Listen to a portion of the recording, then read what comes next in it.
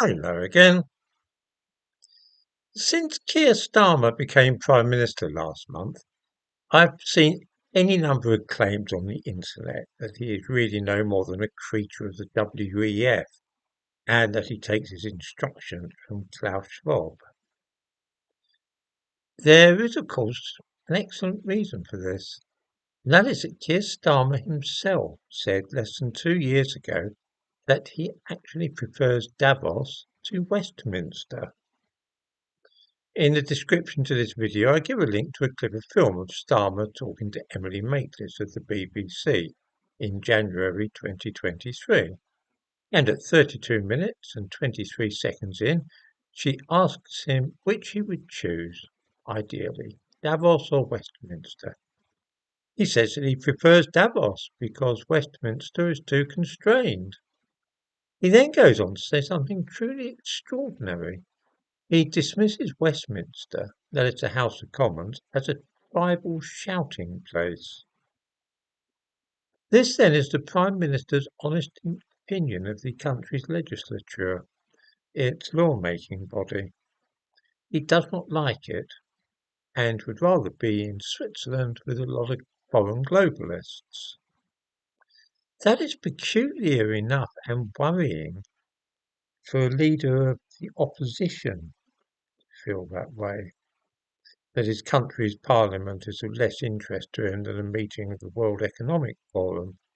But that same man is now the Prime Minister of the United Kingdom, and there's no reason to think that his views have changed in the last 18 months or so. It seems only too likely that the man leading this country would prefer to be consulting with Klaus Schwab in Davos rather than being compelled to attend Parliament.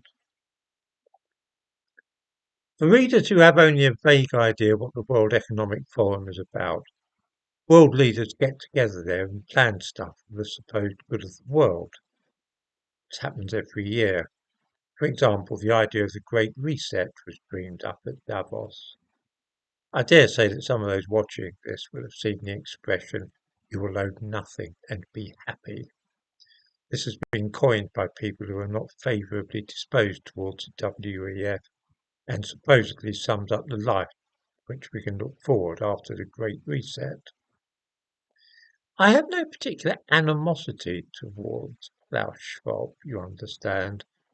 He's the central figure in some important conspiracy theories, and needless to say, some people think that he is a Jew and part of a plan based upon the protocols of the Elders of Zion.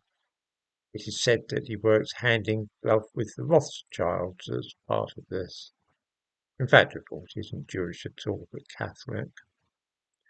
We in this country are always a bit suspicious of foreigners like that, people who put us in mind of supervillains intent upon conquering the world. He's a bit like a character from a James Bond film, the head of Spectre or Smersh, perhaps. My reservations are not based upon that kind of thing, but are rather that I would like to think that a British Prime Minister actually valued Parliament and viewed it as the centre of his world. When I see a man in number 10 Downing Street who is dismissive and insulting about his country's legislature and would prefer to be among a lot of foreigners in Central Europe, it makes me uneasy. I think that such a man has taken a wrong turning somewhere along the line, and I cannot imagine any 20th century Prime Minister who would have felt like that. It strikes me as a bad sign.